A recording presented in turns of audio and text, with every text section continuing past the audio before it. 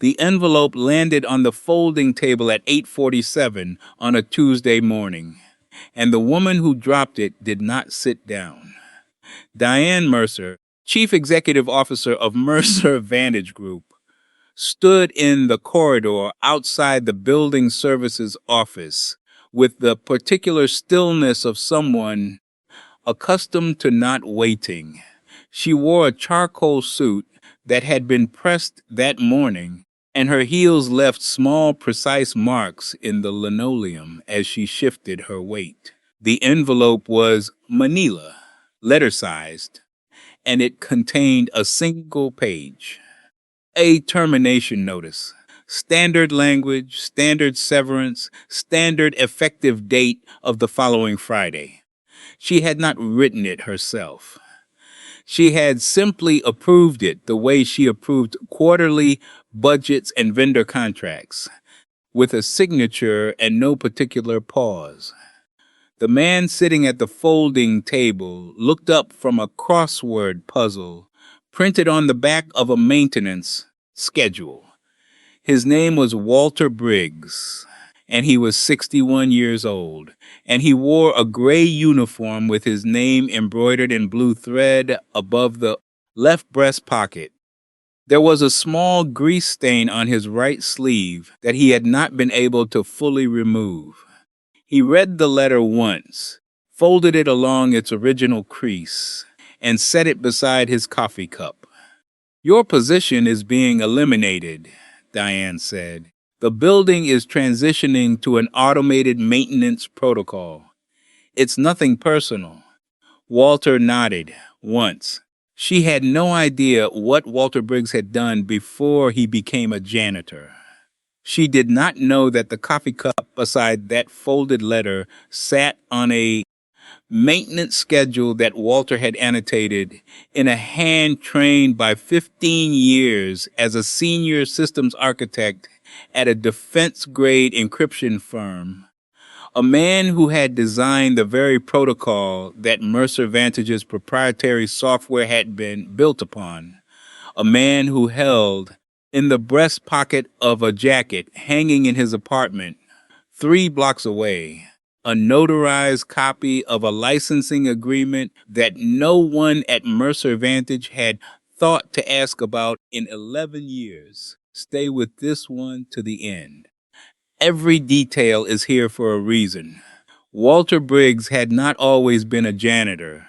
That was the plain fact of it, stated without ceremony, because Walter himself would have stated it that way.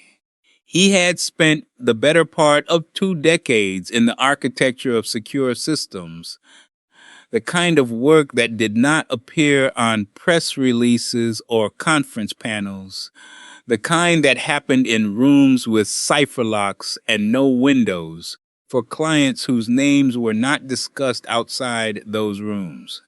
He had held 3 patents. 2 were still active. The third had been licensed in 2013 to a software development firm called Vantage Systems, which had since been acquired by Mercer Vantage Group, which was now run by a woman named Diane Mercer, who did not know his name until she signed the paper to remove him from the payroll. He had taken the janitorial position in the autumn of the year Claire died. Their daughter, Nora, was 7 then, small and serious, with her mother's habit of carrying one object everywhere she went as a kind of anchor against the unsteadiness of the world. For Claire, it had been a particular pen, a blue rollerball she kept in her coat pocket. For Nora, it was a photograph laminated at the drugstore of the 3 of them at a lake house the summer before the diagnosis. Nora kept it tucked inside the front cover of whatever book she was reading. She had not gone a day without it. Walter had looked at the job listings the week after the funeral and chosen the one that would let him be home by 4. He did not advertise what he had done before. He did not explain himself to the building manager who hired him or to the younger maintenance staff who occasionally asked. He answered questions about floor wax and HVAC filters with the same measured attention he had once given to cryptographic key structures. He charged fairly. He showed up early. He left the building cleaner than he found it. He had not forgotten what he knew. He had simply set it aside, the way you set aside a tool you do not currently need, in a place you can find it again. The licensing agreement in his jacket pocket was the reason for that. In 2013, when Vantage Systems had approached him about licensing the encryption protocol he had developed, he had negotiated the terms himself without an attorney because he had read enough contracts by then to understand what the language meant. The agreement gave Vantage Systems the right to implement the protocol in a commercial software suite for a period of 10 years, renewable by mutual written consent. It specified that any derivative architecture built upon the licensed protocol remains subject to the original licensing terms. It specified that the licensor, Walter Briggs individually, retained all underlying intellectual property rights. It specified in a clause that the Vantage Systems attorney had tried twice to remove and twice failed, that the agreement became null and void if the licensee materially altered the protocol without written consent from the licensor. The 10-year term had expired 14 months ago. No renewal notice had sent. No written consent had been sought. Walter had waited quietly to see whether anyone would notice. No one had.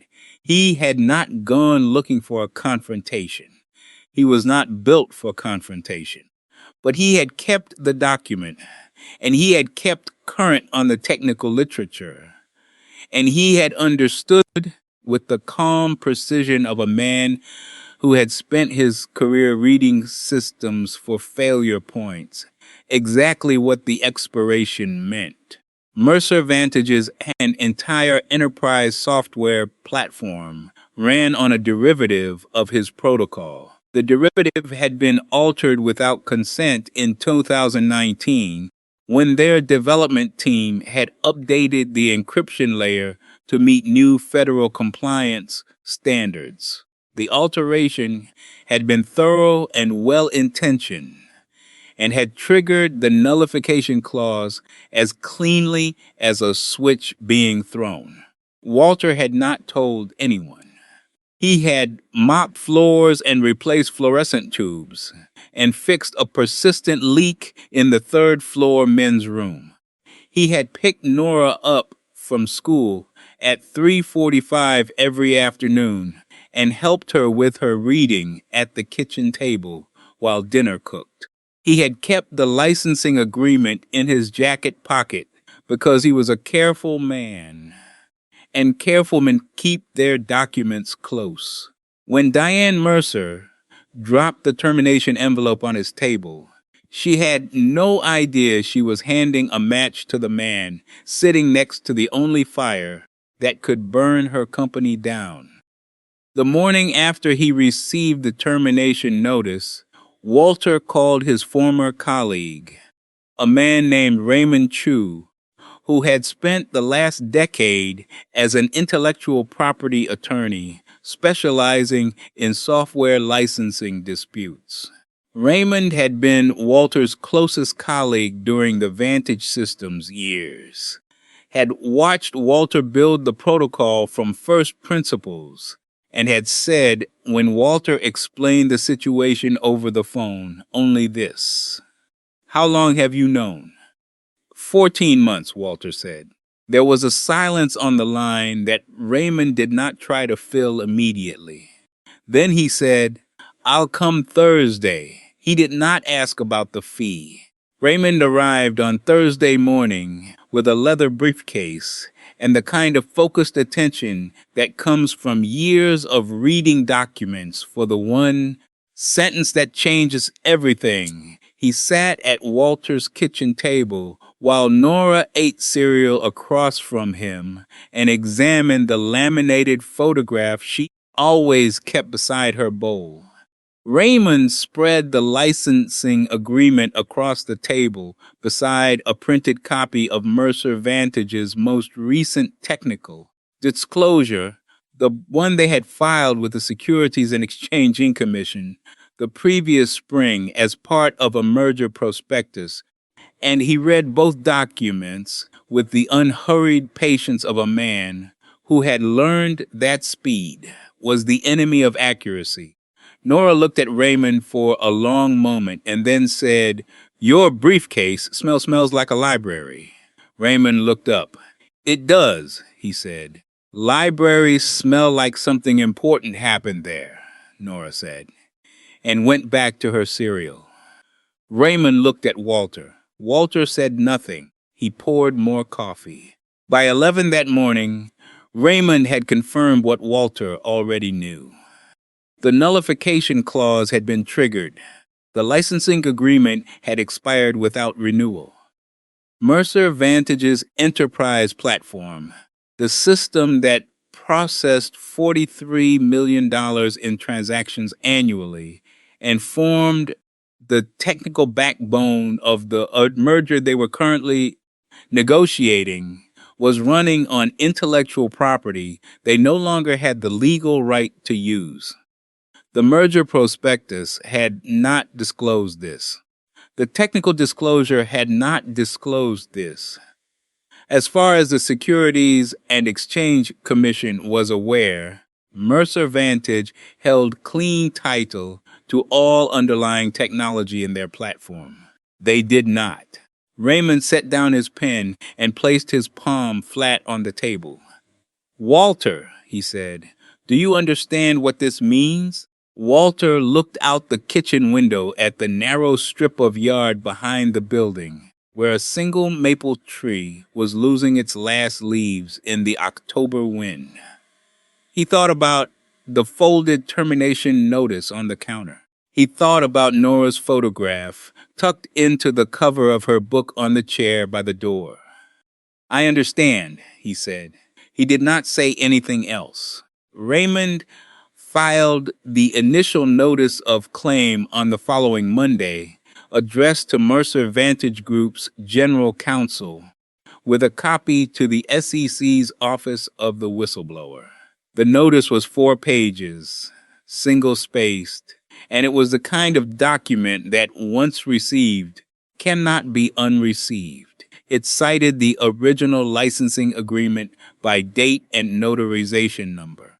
It cited the 2019 technical alteration by version, number, and commit date drawn from Mercer Vantage's own public technical disclosures.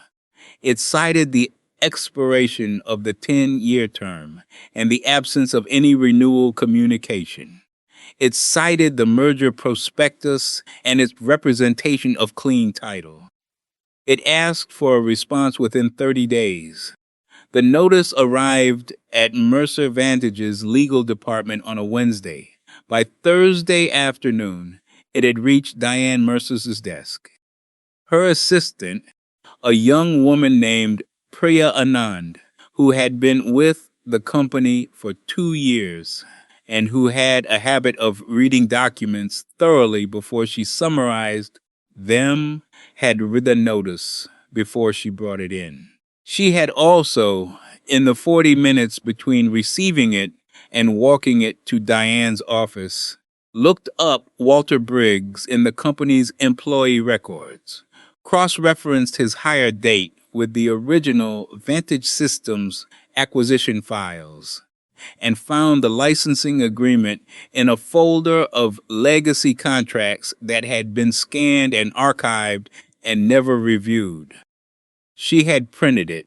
She had placed it behind the notice in the folder she handed to Diane. Priya did not say anything when she set the folder on Diane's desk. She did not need to. The look on her face was the kind that comes from having understood something fully, a moment before the person who needed to understand it most. Diane opened the folder. She read the notice. She turned to the licensing agreement. She read it. She turned to the clause Raymond had cited. The nullification clause, the one the Vantage Systems attorney had tried twice to remove, and she read it a second time. Her face did not change. That was the thing Priya noticed later. When she described the moment to a colleague, Diane's face had not changed, but something behind it had. The way a building looks the same from the outside in the seconds before the structure fails. Diane set the folder down and looked at the window for a long moment. "Get me legal," she said. Priya was already dialing. The 30 days Raymond had specified passed in a controlled, methodical silence. Walter went to the building one last time on his final Friday, returned his key card, and collected the small things he had kept in his locker. A spare pair of work gloves, a pocket dictionary he used for the crossword, a photograph of Nora that he had taped to the inside of the door. The building manager shook his hand and said he was sorry to see him go. Walter thanked him and meant it. He walked out into the November air and drove to Nora's school and was waiting at the gate when the bell rang at 3:45, the same as every other day. Nora came through the gate with her backpack and her book, the photograph visible in its usual place inside the front cover. She looked at him with her mother's directness and said, "You're not in your uniform." "No," Walter said. She considered this.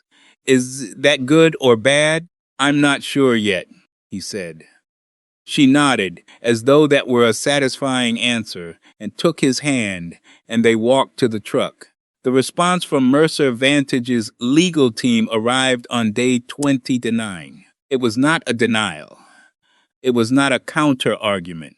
It was a request for a meeting, phrased in the careful language of people who have been advised by counsel to phrase things carefully. Raymond called Walter the morning it arrived and read him the relevant paragraph, and Walter listened without interrupting.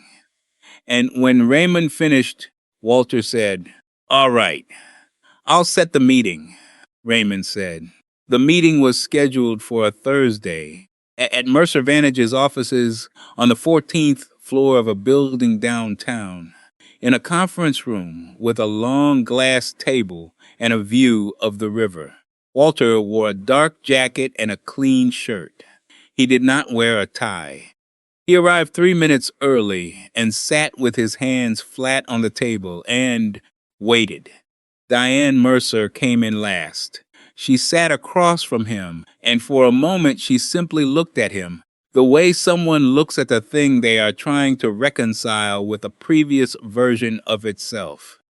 Then she said, "I said something to you when I delivered that notice. That your position was being eliminated, that it was nothing personal." Walter waited. "That was not an accurate characterization," she said. Her voice had changed register, not soft exactly, but stripped of the smooth, rehearsed quality it had carried in the building services corridor. It was the voice of someone speaking without a prepared script for possibly the first time in a long while. "I owe you an apology for that, and I would like to discuss whether there is a path forward that works for both parties." Walter looked at her for a moment. Then he looked at Raymond. Raymond gave him nothing, which was the correct response. "I'll consider what you've proposed," Walter said. "Raymond will be in touch." He did not say anything else. He did not need to. The settlement agreement arrived on a Wednesday, 41 days after Raymond had filed the initial notice of claim. And it was the kind of document that ends things quietly rather than loudly, which was the only kind of ending Walter had ever wanted. Raymond had negotiated it over 3 weeks of careful back and forth in language that was precise and unambiguous, and that left nothing to interpretation, because Raymond had learned long ago that ambiguity was not a feature of good agreements, but a symptom of incomplete thinking.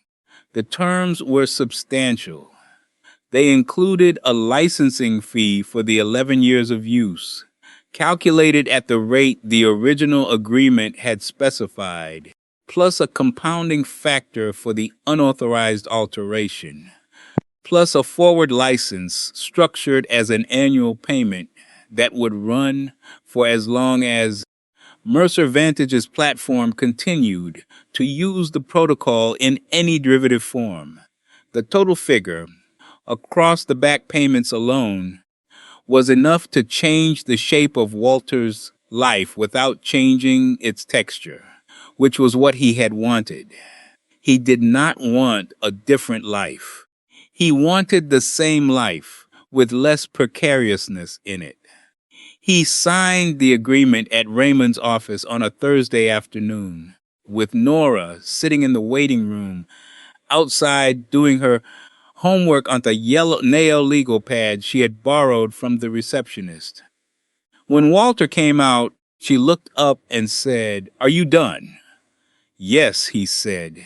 She looked at him for a moment with her mother's directness. "Is it good now?" "It's good," he said. She nodded and went back to her homework. She did not ask what it meant. She had understood, in the way children understand things that are not explained to them, that something had been resolved, and that the resolution was quiet, and that quiet was the correct register for it. Raymond shook Walter's hand at the door and said nothing beyond what needed saying. He had not asked, at any point in the process, for more than his standard rate. Walter had offered more. Raymond had declined. That was the kind of friendship that does not require maintenance, the kind that persists because both parties understand what it is, and neither one feels the need to describe it. Walter drove home in the truck through the late afternoon light of a Thursday in December, with the signed agreement in a folder on the passenger seat, and Nora beside it, her yellow legal pad balanced on her knees, still finishing her homework. The maple tree in the narrow yard had been bare for 6 weeks. The kitchen window was lit from inside, because Walter had left the light on before they went out the way he always did. He did not feel triumphant.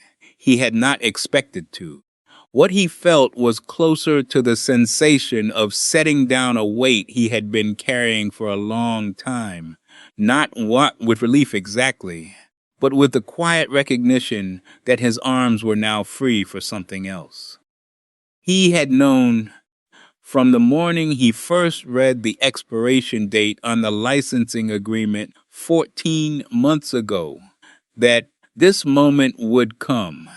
He had not hurried it. He had not needed to. The document had done its work without drama, the way good documents do. Diane Mercer had not been present at the signing. She had been represented by her general counsel, a careful man named Forsyth, who had said very little throughout the negotiation and who had signed with the efficient penmanship of someone who had signed a great many documents under difficult circumstances. But she had sent a brief message through Raymond the day before, 4 sentences, typed and unhedged. She said she had reviewed Walter's professional history in full after receiving the initial notice. She said she understood the significance of what she had dismissed when she had dropped the termination envelope on his table. She said that the company was grateful for his willingness to resolve the matter outside of litigation. She said she hoped he would consider the forward licensing arrangement a foundation rather than a conclusion. Raymond had read it to Walter over the phone and then waited. "All right," Walter said. He did not say anything else. That was the whole of it. Not a confrontation, not a speech, not a moment of declared victory over a person who had treated him as invisible. He had never wanted any of those things. He had wanted the document honored because it was his work and it deserved to be honored. And now it had been, and that was sufficient. Priya Anand had understood the situation before her employer had, which was not a surprise to anyone who had worked with Priya for more than a week. She had found the archived licensing agreement in the legacy files on the same afternoon the notice arrived, had printed it, had placed it in the folder, and had said nothing because she was the kind of person who understood that some truths are best delivered by the document itself. She had not been promoted as a result of this, not yet, though Raymond had heard through a mutual contact that her name had been mentioned in conversations at Mercer Vantage about a newly created role in contract compliance. Whether that came to pass was not Walter's concern. He hoped it did. He thought she had earned it. The man who had laughed in the building services corridor on the morning of the termination, a facilities director named Garrett, who had made a remark about the crossword puzzle that Walter had chosen not to hear, had not been part of any conversation since. He had not been in the conference room on the day of the meeting. He had not sent a message. He had simply continued to exist in the building, doing his work, unaware of what he had stood beside and failed to see.